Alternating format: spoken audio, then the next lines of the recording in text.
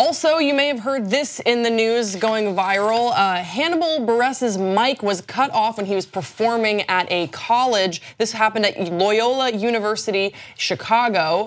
This was at their annual two-night event called Colossus, and he was their headline comedic performer. Here's what happened. Buress began his set by sharing an email he received from the university with content restrictions for his act, including the use of foul language and topics regarding rape, sexual assault, race, and orientation. Minutes into his set, the comedian referenced molestation of children, and his microphone was cut off. The crowd booed at first, then quieted so he could be heard without a mic, but the background music volume raised until he stepped off the stage. Then he went on Twitter just to sort of explain what had going on, because someone said Loyola cut at Hannibal Buress's mic within a minute of the show starting.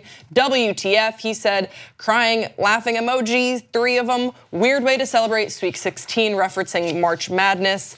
And he also came back onto the stage towards the very end, and he said, bitch ass old people, I can project. So they tried to have the show go on, but the show could not go on. So it didn't go on after he came back after 15 minutes? No, the show effectively ended. They cleared out the area. This is really interesting. Now, a lot of people on Twitter were very disappointed. A lot of people, like they said, the auditorium quieted down because they wanted to hear his jokes.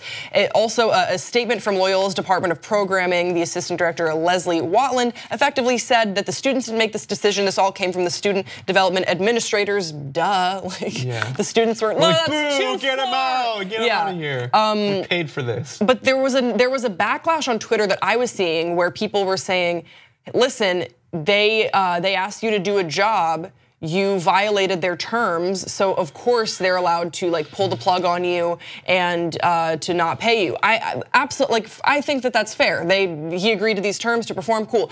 But it's not like a job, like a plumbing job. It's really hard to navigate that with a comedian, especially entertain us the way we tell you to entertain us. Yeah, it doesn't really work that way. I understand wanting to make that distinction, well, they said this and you didn't do this, and therefore that the job is no longer it's all canceled now. But you're talking about Hannibal Buress. He's such a controversial, hot button, hilarious comedian. We get stories like this about this happening to comedians, and I always wonder, why would you book this person to come do this?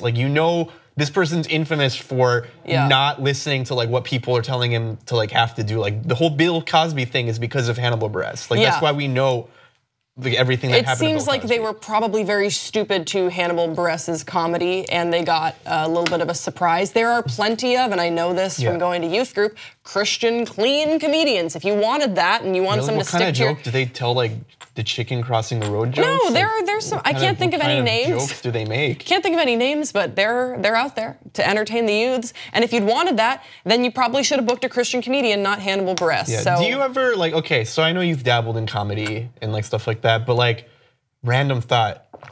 Do you ever listen to old 1920s comedy from back then? No, but I fully want to. Check it out. It's got to be kind of interesting. Yeah. But that's basically what went down with Hannibal Buress at Loyola University. Now we want to hear some thoughts from you, so let us know. When we come back, more stories.